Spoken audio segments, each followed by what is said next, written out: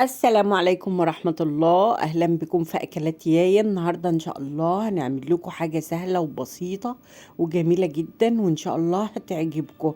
هنعمل لكم الباستا فرورة أو المجروشة.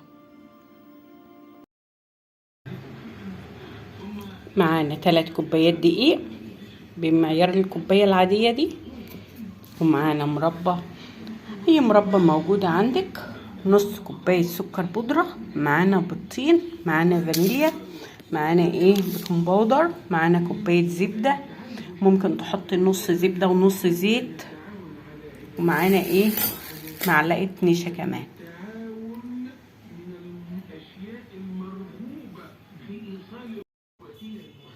هنحط البيض،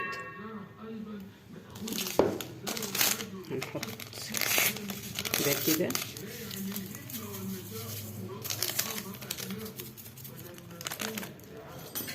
نبتدي بقى نقلبهم كويس.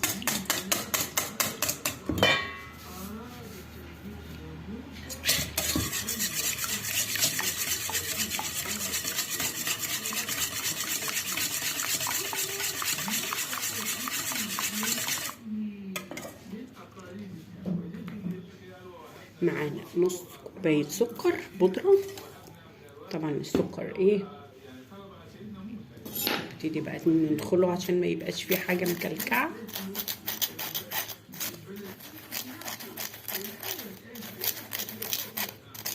ممكن تحطيه في الخلاط يعني.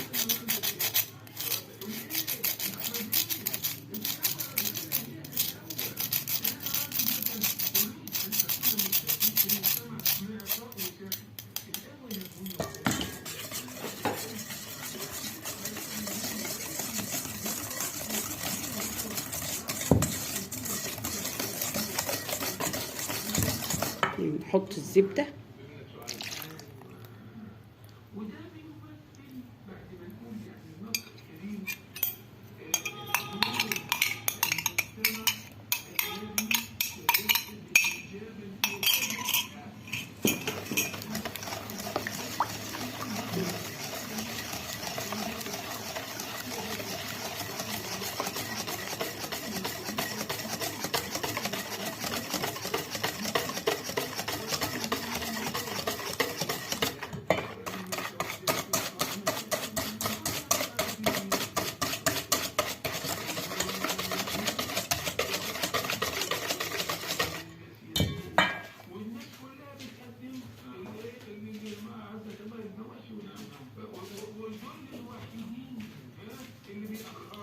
هيبقى طبعا معانا طبعا الملح، ما ننساش الملح.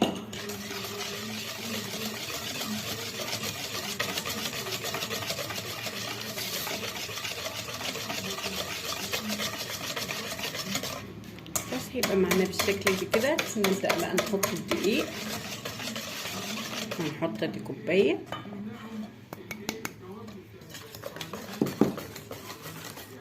طبعا ما ننساش بيكنج باودر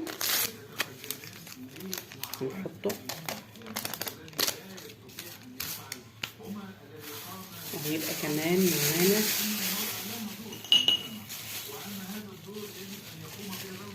معلقة نشا كده،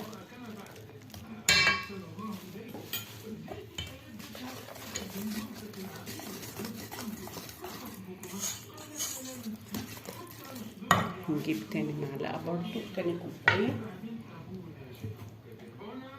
نحط تاني كوباية معانا،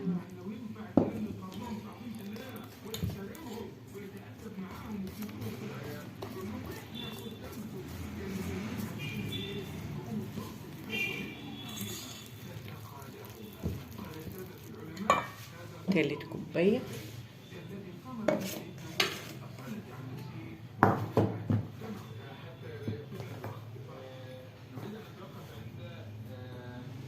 كده تالت كوباية. ونحتاج هنحط شوية دقيق كمان. خلاص كده مرحلة بقى نجيبها كده بايدينا بقى،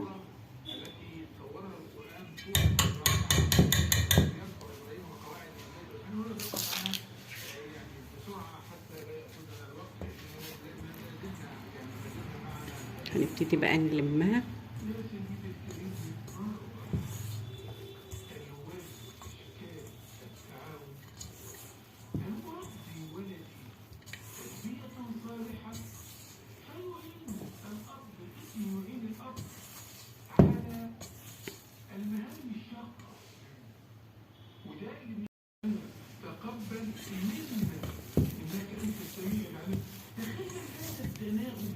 كده بقى خلاص اهيت. هناخد جزء كده هنحطه ايه في الفريزر، حطيه في كيس في الفريزر يجمد عشان هنبشره.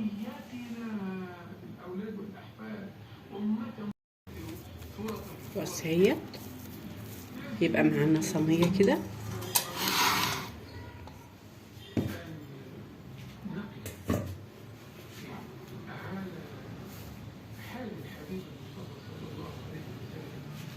هتبتدي بقى بططيها في الصينيه بالشكل ده.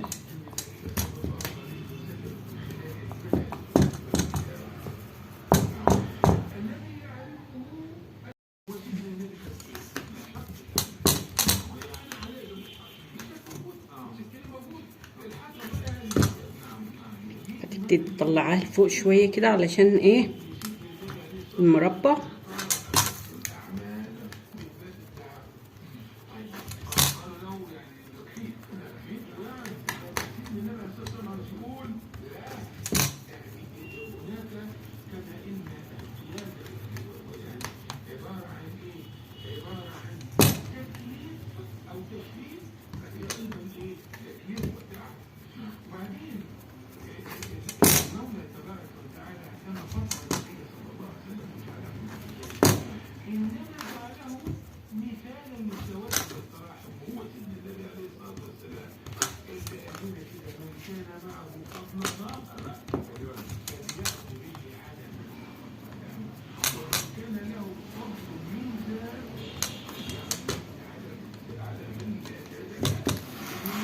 خلاص بالشكل ده كده.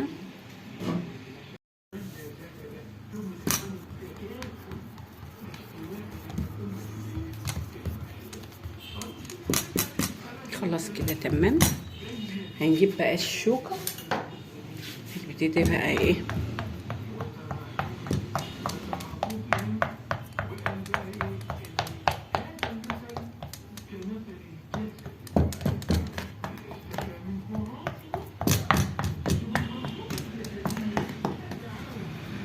خلاص كده تمام.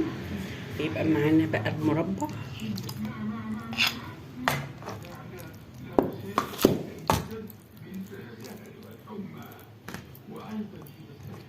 طبعا اي مربى عندك، مربى تين، مربى فراولة، مربى مشمش، اي مربى عندك هتحطيه.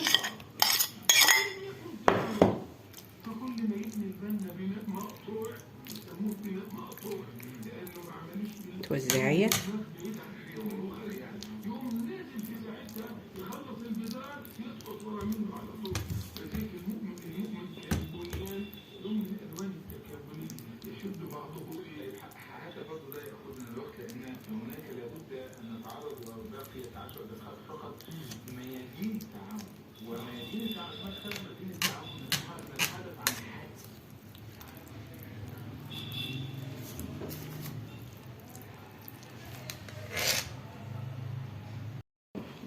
هنجيب المبشرة كده ومعانا العجينة اهيت. هتبتدي بقى تبشريها.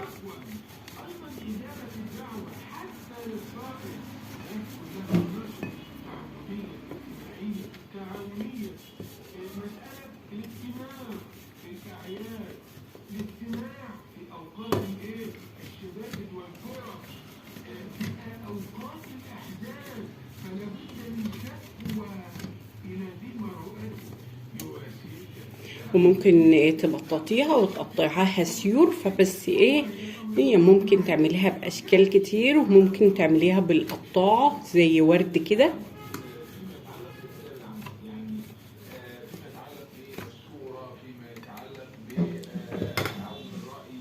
نبتدي بقى ايه نرشها كده.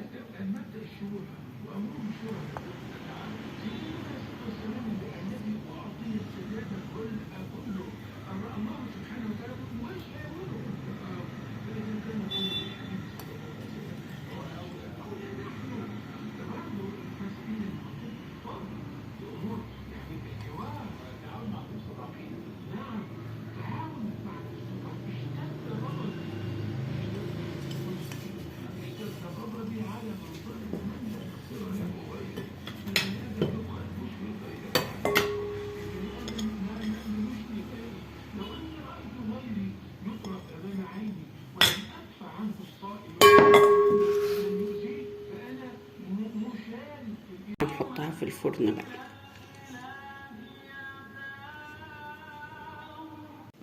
خلصت معانا هيت، ما شاء الله شكلها جميل وطعمها اجمل واجمل، وممكن تاخديها هديه وانت رايحه لحد في علبه حلوه كده وترصيها وتاخديها. ما شاء الله طعمها جميل وريحتها تحفه، جربوها ان شاء الله تعجبكم. والاشتراك في القناة تشجيعا لنا لنستمر بنشر المزيد إن شاء الله.